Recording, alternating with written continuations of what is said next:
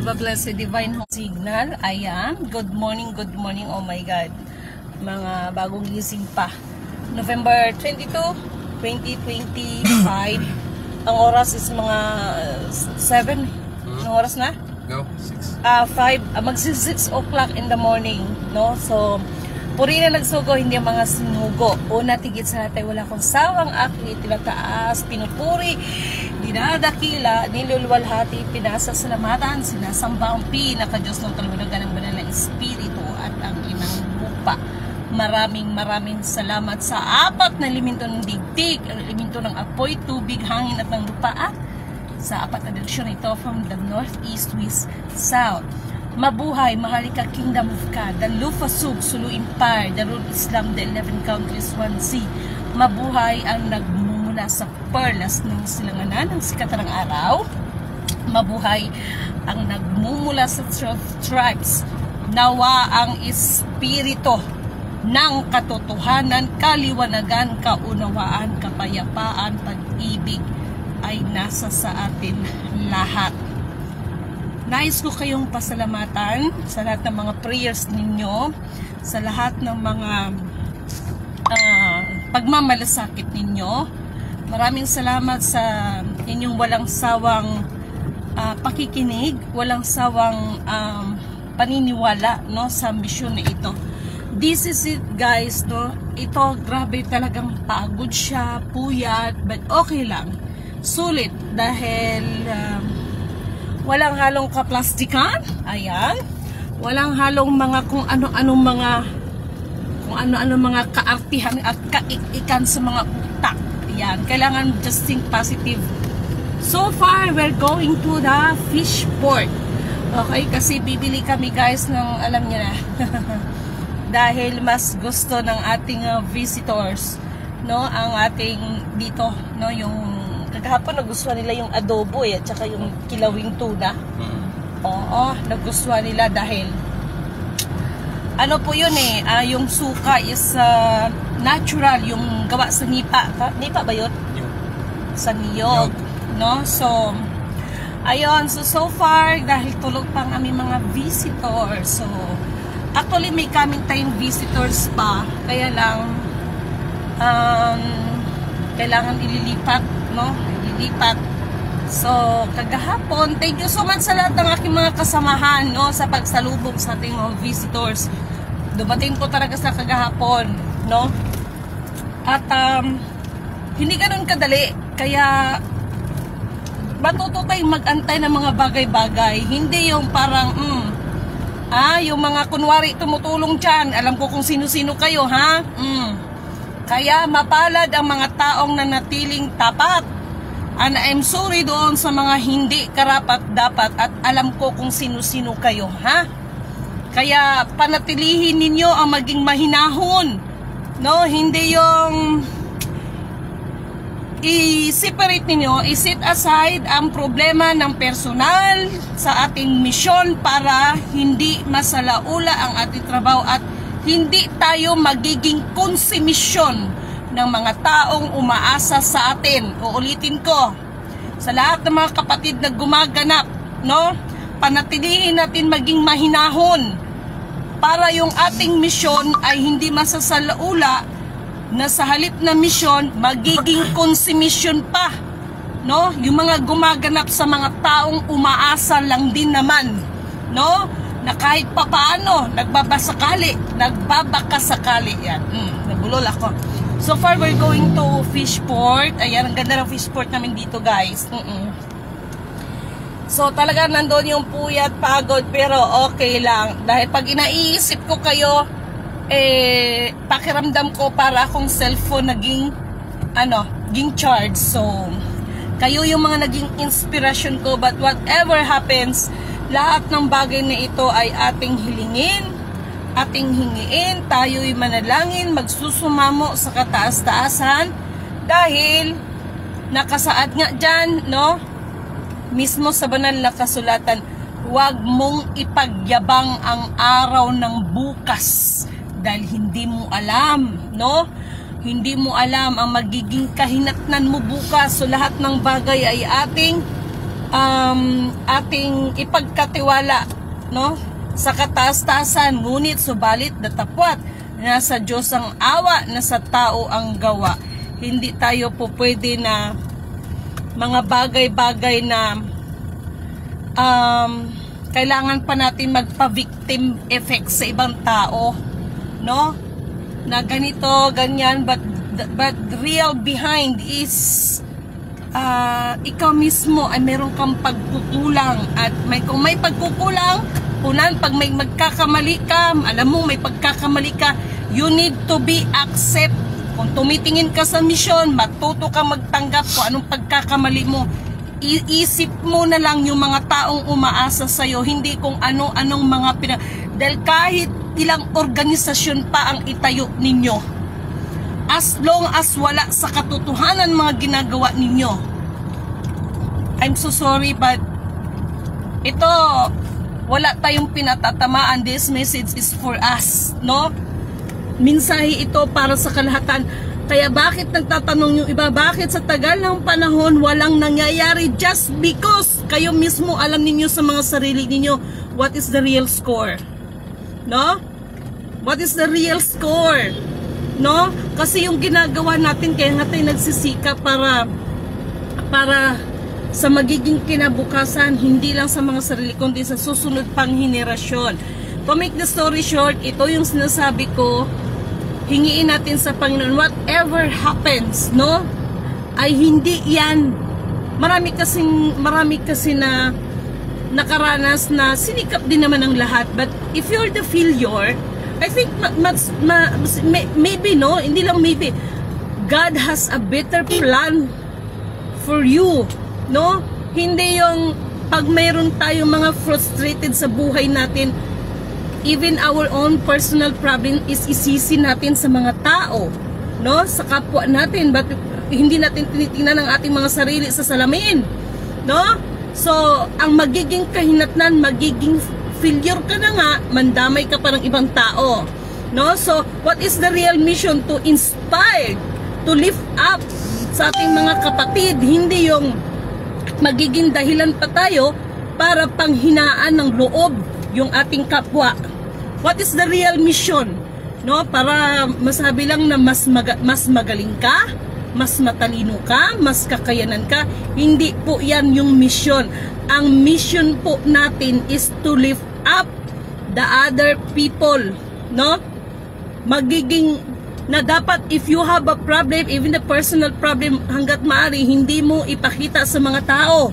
Why? Hindi mo namalayan itong mga taong to'y napanghihinaan ng loob sa ginagawa mo natin, sa ginagawa mo, no?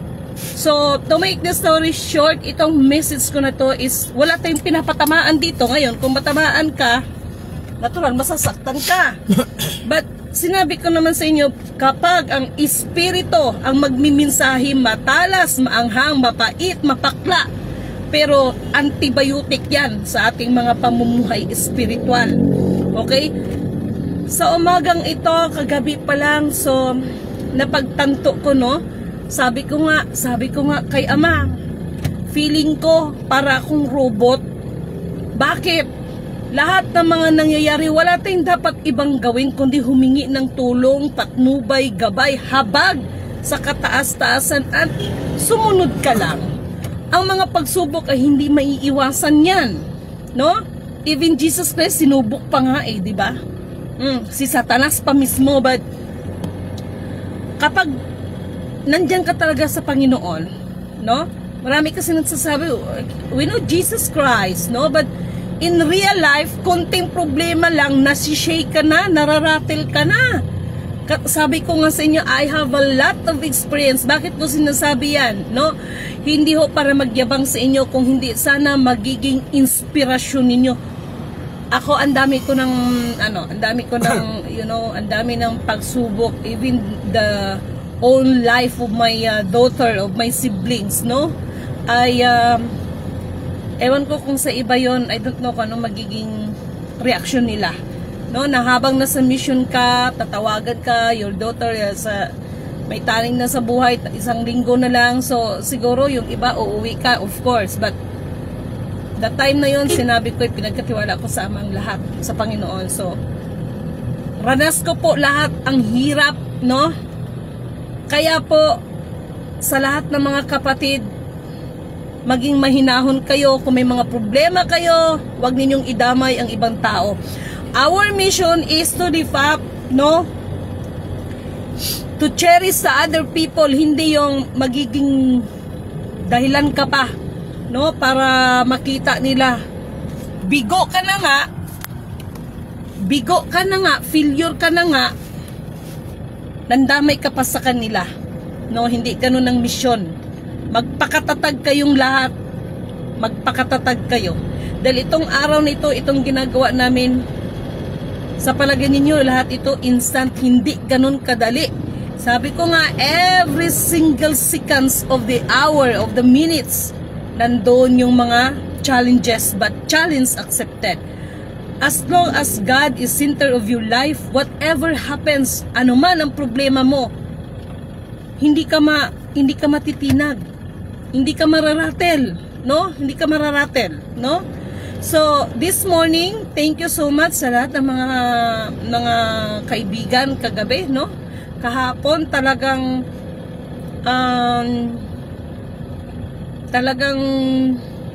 kahit nga ako kagahapon sabi ko, oh, bakit hindi ko sila makontak? No, sabi ko, bakit kaya hindi ko sila makontak? Siyempre, nag-alala din ako, pero siyempre naisip ko, o nga pala, nasa ibabaw pala, nasa himpapawid pala to, baka naka-roaming o gano'n. No? So, gano'n po siya, no? Huwag niyong isipin nang nagsasalita ako ng ganito, may pinapatamaan tayo. This message is for us, for you, for me, for us. Okay? This is already fish port. Sorry. Oo, anyway. Kasi maraming kaning here. No? Okay? Century na ba ito? Ba't parang... Oh, Silipis mo yan. Oo, kasi nag-iba. Kasi sa Seatrade ako dati nagtrabaho. Ano yun, Seatrade? The Seatrade Canning Corporation, yung mga factory ng canning. O, ayan, experience nila din yan. Ito, Pilbis. Opo. So, dito yun po guys, marami ang mga factory here ng mga canned goods. Uy, gawa tayo mamaya ng yung palaman. Alam mo na. Akong bahala, tuna sandwich, charot, no? Hello, Ma'am Claret, good morning po. Good morning po sa inyong lahat. No, so mga mahal kong kapatid, stay, pray for our mission. Hindi ho ganun kadali. Marami pa po kaming pupuntahan. At pakiusap ko lang naman din sa iba, no? Ako nga sinasabi, pero pakiusap ko lang sa iba, wag ninyo akong kukulitin kung saan kami pupunta. Hindi ko po obligasyon kung mag-report sa inyo. Sorry ha, wag kayong magagalit sa akin. Pakiusap ko sa iba, wag naman hong ganon, no? Na parang obligasyon ko sa inyo, multin mo siguro pagpunta ko ng CR, obligasyon ko magsalita sa inyo, dito ako sa CR, hindi ho ganon. Okay? Hindi po ganon. Tapos, pag hindi masagot, mag-emote-emote. Hindi ho ganon na pati pa kung saan ako magpunta, sino mga kasama ko, kailangan kong sasabihin, hindi po ganon. Know your place, please lang. No? Know your place, okay? Huwag kayong magagalit sa akin ha, para sa lahat ng mga kapatid. Huwag ninyo ako, hindi ko kayo binibigyan ng authority kahit kailan na mayroon kayong karapatan magtanong kung saan ako pupunta. Huwag niyo akong tatanungin kung sino mga kasama ko. Huwag niyo akong tatanungin kung saan kami pupunta. Huwag niyo akong tatanungin, pakiusap. Okay? Pakiusap lang. Just wait lang kung ano, no? Kasi hindi ko po obligasyon yun sa inyo. Okay? Si Lady Min is nag-update sa inyo, pero hindi ko po obligasyon. Hindi ko obligasyon. Dahil antay lang kayo, dahil inaano ko nga kayo, di ba? Nakakaano din minsan, pero kakasabi ko lang, no, na tawag nito, kailangan yung magtimpi talaga, no? Pero minsan parang sinabi ko na nga, walang tatawag. Tapos ite-text ka, sino ba mga kasama? Pwede ko bang makita ang mukha? Hindi ho, pwede. Huwag niyo pa akong gaganyanin. pwede ko ipakita yung mga kasamahan ko, yung mga wala pang mga krimen na nagawa, mga suspect na, but our visitors never po. Kaya please lang ha, paumanhin, do not ask me, okay? Huwag niyo kong tatanungin. Hanapan mo na lang ako ng boyfriend. Kinilig naman ako kay Ma'am Clarence. Ay, yan ang gusto ko sa Ma'am Clarita eh, no? Yan ang gustong gusto ko po sa iyo eh. No? So, ganun po yun ha, mga mahal kong kapatid. Ay, ang gapo kayo ng ama ko, Char. Ang tisoy kaya. Nabi ko sa kanilang gapon. Ama, mukhang, talagang, ano marami ka pang mayayari nito ng mga babae. Tawa naman siya. Eh si Bunso umiyak kagapon. Ay, sorry, na-chismis ko. Naka-ifbilay pa naman tayo. I love you, Bunso. Char. Umayak siya kagapon kasi syempre na-miss niya yung asawa niya. Hi, pag sure. I love you, Bunso. I love you, kapatid. Alam ko tulog pa kayo. Na? Okay? Hayaan mo. Ay. Pwede. Ma'am Clarence, irito kita kay ama. Oh, pareho kayo mga English speaker. Sabi mo sa kanina gabi, oh. Ama, can you speak Tagalog? I understand English, but not all English is I understand. Okay, sabihin ng ganon. So, ganon. Hi, ambot na lang. But to be honest, ito po yung sinasabi ko sa inyo, no? The real FEM, ilang beses kong sinasabi yan, the real FEM ay wala po talaga siyang anak. Anak-anakan marami. And I'm so sorry doon sa iba, wag kayong magagalit ha. And hoping this day ay actually kagahapon is initial na agad namin pinag-usapan the situation of our country at syempre yung magiging kinabukasan ng mga tao. Okay, yung kung ano ba talaga. So guys, nandito na kami, charot. Taran! Nandito na kami sa aming fish part. Okay, laki-laki ng mga tuna here. Okay, ay nakapasasyon si Kuya, charot. So, I hope my brother is here. Ayan yung kanilang statwa. Laki-laki ng tuna. Ito na po yung aming fish port dito. Okay. So, kagabi, nagustuhan ni Ama yung ano eh, yung kahapon. Yung kilawin. At saka yung adobo. Tsaka yung ano, ayun o, yung buntot ng ano o, isda. Ang laki ng buntot. So, ganun. So, dito yung fish port namin. Ayan, the Philippines Fisheries Development Authority or Fish Port Complex. So, yeah. Okay? So, ganun. So, pwede tayo makapasok? Sige. Okay. So, ganun. Alright, ayan ha. Nandito kami. Okay. Ganun. Ano to? Wala nang ano? Diretso? Okay, diretso. So, sana nandito yung classmate ko, hindi yung kapatid ko. I don't have a number of my brother. But never mind, sige lang. Tingnan ko here, di ba? I don't know, hindi ko kabisado dito. Okay, baka dito. No, so ito lang. Ito yung fish port here. Okay. So, ganun. Ma'am Clarence, I hope someday, somehow, is you can visit here in Jensen at alam mo naman, enjoy dito, promise. Oh. Wala tiki para ba, no? Parang mo ng service niya? Na-visit to. Talikod ba sila? Dre, bro? Dito. So dito guys, mamaya guys, tingnan niyo yung mga isda namin dito, very very fresh. Very very fresh yung mga isda here. Ang lalaki ng mga ano doon, oh.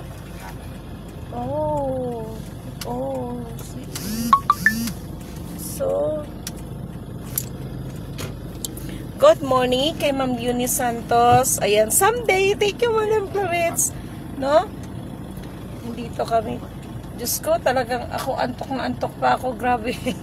Anong oras na kami na umuwi kagabi?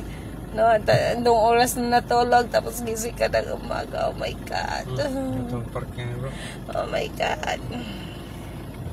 Doon pa sa unahan, ayun o, yun o. Hindi man ito masulod di oh. Musulod tadi ya. Masulod na. Pero ang sakinan bilhin na. Tama yung skinan di oh, sulod. Ayun o. Ayan, magtanong lang tayo. Oo, no parking. Okay. Pa-outside na to. Okay, balik dito. Tuyo. Saan? Oh, palabas na pala. Di ba ano to? Hindi, palabas. Ayun doon. Mungita tadi ako di dia. Yo. Ito oh. Parking di oh. Di sige. Baka Ayaw mag-open to.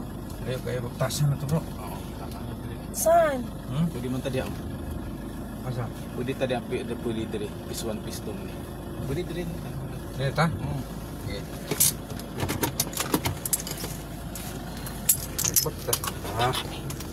Kunin mo yung cellphone mo. Oh, ayan. Oh, ayan ha. Papakita ko yung fishport namin dito ha, Char. Oh, nako. Okay lang. Di naka-shoes. Ha? Yung sa butas, yung magkakilatan. Oh. Bakit? Di pwede yung buta natin. So, kailangan talaga namin magbuta dito. Charot. Ano tayo? Quality control?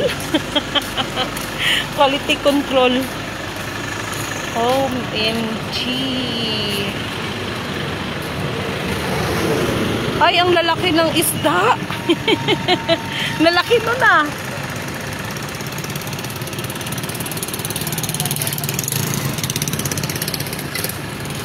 So dito ha, ito yung fishport namin. Oh my God. Akin ang fishport namin dito. At saka malinis dito.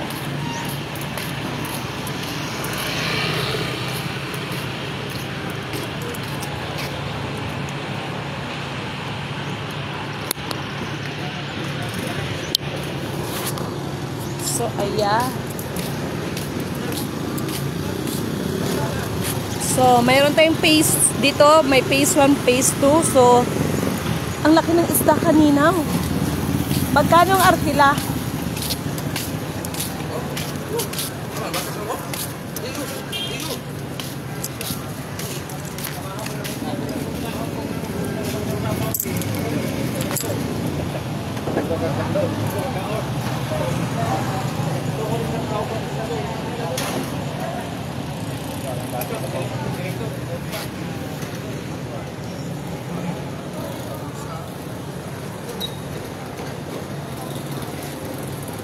Okay, sandali lang guys ha.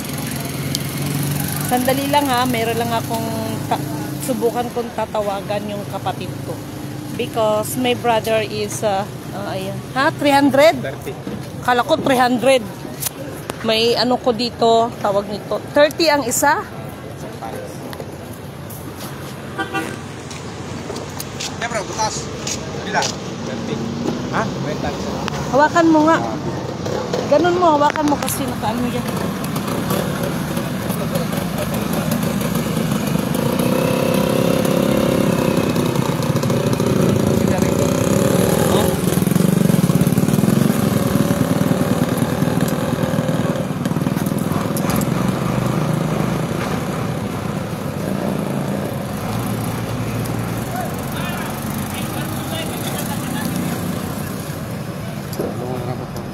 Ha? Kalungon sa akong siga.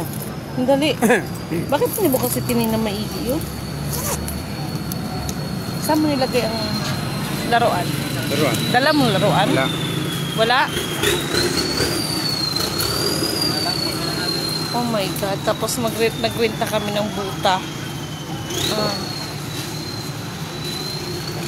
I'm sure mura dito yung pagkain. Ma'am Clary is hoping someday, somehow is... Bakit?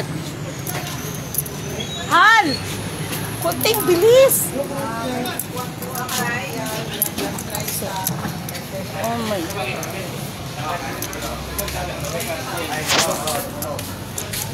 Boss. Kana. So boss. Ha? Kaya pambabae rin mo. Saan? Ayan? Wala ka dyan? Panglalaki siya, panglalaki siya. Balik siya ko. Hindi kayo kan.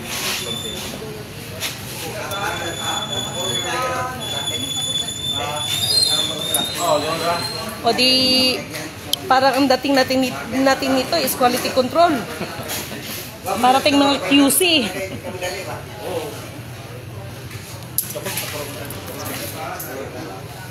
So, saan natin lalagay yung tsinelas dito? Isukat mo. So, dito, pag pumunta ka dito, kailangan mo magsuot ng bota. Okay, just like this. No? Ganon. Diba? So, okay na? Okay na?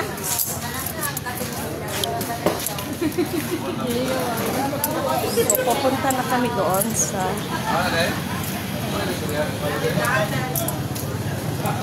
Daw si mga correct? No? Correct. Ay, naman na yung mapping na. Nang simuti mo isa dito sa production ko. Yung kulay puti ang ano? Guys, papakita ko sa inyo yung fish port. Ha? Saan?